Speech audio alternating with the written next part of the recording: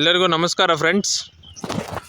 ಇದು ಚಿಂತಾಮಣಿ ತಾಲೂಕಿನ ಬೆಂಗಳೂರಿಂದ 90 ಕಿಲೋಮೀಟರ್ ದೂರದಲ್ಲಿ ಇರುತ್ತಿದ್ದು, ಇಲ್ಲಿ ಚೌಡದೇನಹಳ್ಳಿಯಲ್ಲಿ ರಮೇಶ್ ಅನ್ನುವಂತಹ ಪ್ರಗತಿಪರ ರೈತರು 1 ಎಕರೆಯಲ್ಲಿ ಕರಿಬೇವು ಗಿಡಗಳನ್ನು ಬೆಳೆಸಿ ತಮ್ಮಂತಹ ರೈತರಿಗೆ ಬೀಜದ ಅವಶ್ಯಕತೆ ಇದೆ ಅಂತ ಹೇಳಿ ಸೊಪ್ಪನ್ನು ಸಹ ಮಾರದೆ ಅವರು ಬೀಜಗಳಿಗೋಸ್ಕರ ಬಿಟ್ಟಿದ್ದಾರೆ.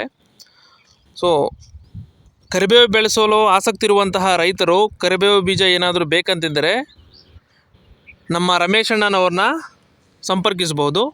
ತುಂಬ ಆರೋಗ್ಯಕರವಾಗಿ ಬೆಳೆದಿರುವಂತಹ ಗಿಡಗಳು ಮತ್ತು ಇದರಲ್ಲಿ ನಿಮಗೆ ಬೀಜಗಳು ಜರ್ಮಿನೇಷನ್ ಪರ್ಸೆಂಟೇಜ್ ಅಂದರೆ ಮೊಳಕೆ ಹೊಡೆಯುವ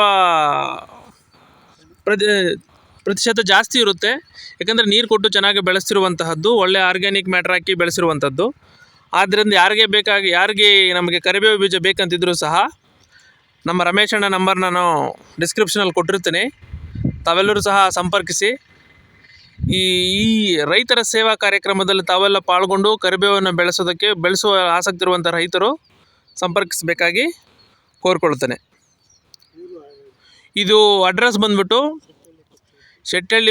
ಚೌಡದೇನಹಳ್ಳಿ ಗ್ರಾಮ, ಶೆಟ್ಟಿಹಳ್ಳಿ ಪಂಚಾಯಿತಿ, ಚಿಂತಾಮಣಿ ತಾಲೂಕು, ಚಿಕ್ಕಬಳ್ಳಾಪುರ ಜಿಲ್ಲೆ, ಅಂಬಾಜಿದುರ್ಗ ಹೋಬಳಿಯಲ್ಲಿ ಇರುತ್ತಿದ್ದು. ಚಿಂತಾಮಣಿಯಿಂದ ಒಂದು 15 ಕಿಲೋಮೀಟರ್ ದೂರದಲ್ಲಿ 10 ಕಿಲೋಮೀಟರ್ ದೂರದಲ್ಲಿರುವಂತಹ ಈ ಹಳ್ಳಿ. ಬೇಕಾದವರು ನಮಗೂ ಸಂಪರ್ಕಿಸ್ಬೋದು. ಈ ಯೂಟ್ಯೂಬ್ ಚಾನಲ್ ಈ ನಂಬರ್ ಮುಖಾಂತರ ಆ ರೈತರನ್ನು ಸಂಪರ್ಕಿಸಿ ಬೀಜಗಳನ್ನು ಪಡಿಬಹುದು.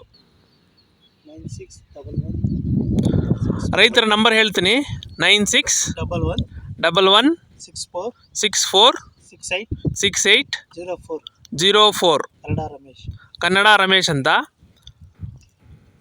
Thank you.